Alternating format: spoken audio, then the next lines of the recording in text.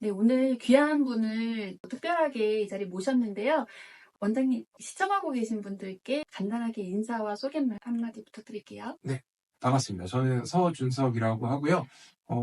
원래 직업은 이제 치과 의사와 의사라서 이제 지금 여기 있는 곳이 이제 의원이고 한층 위가 치과를 운영하고 있는 개업 의사인데 이제 어떻게 하다 보니까 한 2년 6개월 전쯤, 한 3년 전쯤에 유튜브를 시작을 해서 어떤 우연한 계기로 진로나 교육 얘기를 하는 분명 직업은 치과 의사인데 진로나 수학 공법 얘기를 한다라고 해서 알려서 어쩌다 보니까 또 책을 3번이나 내게 돼서 이렇게 또 초등 나침반이라는 교육 관련 유튜브에 나오게 된 서준석이라고 합니다. 네, 반갑습니다. 너무 네, 반갑습니다. 반갑습니다. 수학 네. 머리가 타고나지 않아도 올라갈 수 있다는 거잖아요. 네, 맞아요. 그러니까 네. 제가 뭐 낸 지금 여기 두 권을 갖고 오셨는데 이제 제일 처음 낸 책에도 그 얘기를 네. 되게 강조했는데 음, 처음 낸 책이 이제 수학을 뭐 잘하고 싶었습니다. 네네네. 그래서 그런 거죠. 그러니까 물론 타고난 수학적 재능을 가진 사람들이 훨씬 더 빨리 잘 할 수 있는 수학이란 과목은 그런 과목인 게 분명 맞는데 네. 그러니까 그런 거죠. 적어도 우리나라 고등학교 수준의 수능 수준에서 뭐 소위 말하는 내신 1등급 네. 또 수능 1등급을 받을 정도의 수학 실력은 네. 수학적 재능이라는 게 전혀 없어도 후천적으로 열심히 노력만 하면 얼마든지 길러질 수가 있어요. 그리고 이거는 사실 그러니까 많은 사람들이 착각할 수밖에 없는 게 대부분의 부모들 중에 수학 1등급을 뭐 수능이든 내신이든 받은 부모는 극히 적을 수밖에 네. 없죠. 1등급의 비율 자체가 적으니까. 음. 그러니까 수학을 제대로 공부를 못 해봤기 때문에 그냥 타고난 재능이 부족해서라고 자의하는 게 자연스럽죠. 왜냐면 분명 공부를 열심히 한다고 했을 네. 테니까. 하지만 이제 그런 거죠. 그러니까 정말 뭐 번뜩이는, 그러니까 노벨상이나 필즈상을 딸 정도의 네. 그런 번뜩이는 아이디어는 정말 뭐 타고난 재능이나 이런 데서 시작하는 경우도 분명히 있지만, 심지어 그런 경우도 그렇지만, 그냥 우리가 생각하는 우리 아이가 서울대나 의대를 갈 정도의 수학 실력을 갖고 싶어. 네. 그 정도의 수학 실력은 사실은 그런 거죠. 미술에서도, 음악에서도 그런 얘기가 있잖아요. 진정한 창조는 모방에서 시작한다. 수학적 사고력이나 창의력은 네네. 타고나는 게 아니라 그냥 계속해서 수학을 문제를 풀고 그냥 남들이 풀어준 풀이법을 계속 암기하고 모방하면서 문제를 풀다 보면 어느 순간 수학적 창의력과 사고력이 길러지는 거예요. 예. 그러니까 유명한 음악가들이 어떤 멜로디 같은 걸 작곡을 할 때도 보면 처음부터 그냥 갑자기 대표곡을 크게 작곡하는 게 아니라 예를 들어서 락을 좋아하면 유명한 락밴드들의 곡들을 카피해서 연습도 해보고 네네네. 습작을 만들어보고 편곡을 하다가 어느 순간 자기만의 네. 멜로디가 떠올라서 대곡을 만들듯이 네네. 수학도 마찬가지예요. 수학적 사고력과 창의력은 그 사람이 부모님이 워낙 머리가 좋아서 유전적으로 물러드는 애들도 물론 있겠지만 그건 정말 극소수고 수학 1등급을 받는 애가 100명이라고 있으면 100명 중에 99명은 어떤 거냐면 재능이 원래 없었는데 계속해서 남들이 창의적으로 풀어놓은 수학적 풀이법을 뭐 강의를 듣고 책을 보고 하면서 모방을 해서 계속 문제를 풀다 보니까 자기가 이제 어떤 수학 문제를 봤을 때 이거는 이렇게 풀어보지 않을까? 그러니까 모방에 의해서 길러진 수학적 창의력과 사고력으로 충분히 수능 1등급을 받을 수 있어요. 저도 그랬던 것 같고요.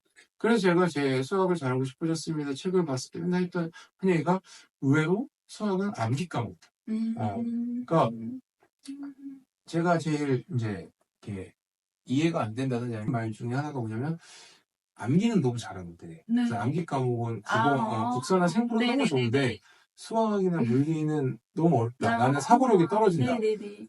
그 얘기는 사실은 되게 잘못된 얘기예요. 암기를 잘하면 수학도 충분히 잘할 수 있어요. 근데 이제 그 암기의 방법이나 암기에 들어가는 노력을 게을리하거나 잘못했을 뿐인데 그 방향이나 방법이 잘못된 걸 가지고 자기는 타고난 사고력이나 수학적인 그런 논리력이 없으니까 나는 수학을 못할 수밖에 없어라고 얘기하는 건 그냥 자기 합리화나 정신승리밖에 안 돼요. 또는 정말 모르거나 그 길을 누가 알려주면 또 할 수도 있었죠. 그렇죠. 그러니까 근데 그 길을 알려주지 않아도 요즘은 뭐 저만 해도 제 유튜브만 봐도 길을 알려주고 있잖아요. 그러니까 요즘 시대를 사는 학생들은 네. 본인이 수학을 못하잖아요. 순수하게 본인의 책임일 가능성이 큽니다. 저희 나이 때만 해도 뭐 대치동에 갈 경제적 여력이 없거나 대치동 나는 강원도에 사는데 내가 어떻게 네. 대치동 학원을 가 이럴 수 있지만 요즘은 강원도에 뭐 상간에 살아도 상간 오지에 살아도 대치동 강사의 인터넷 강의를 들을 수 있고 또 수학 공부를 어떻게 하는지를 저 같은 이런 사람, 수많은 유튜버들이 네. 그냥 요즘 상관없제사라도 우리나라는 다 핸드폰, 스마트폰 네. 갖고 있을 수 있잖아요. 사실은 요즘 초중고생들은 자기가 수학을 못하면 그건 순수하게 본인의 잘못이에요. 내가. 오히려 우리 나이 때 사람들은 네. 변명거리가 어느 정도 있을 수 있었죠. 근데 역설적으로 요즘 시대 애들이 네. 늘상 하는 얘기가 저는 타고난 수학적 재능이 없어서 맞아요. 수학을 수학머리가 수포자예요. 네. 나보고 뭐라 그러지 마세요. 나는 타고난 재능이 없어서 그런 거지. 저는 할 만큼 노력을 했어요. 수학이야말로 네. 끊임없이 노력해서 계속 모방을 하면 네. 없던 수학적 창의력과 사고력도 생기는 과목이거든요. 네. 사실인 말입니다.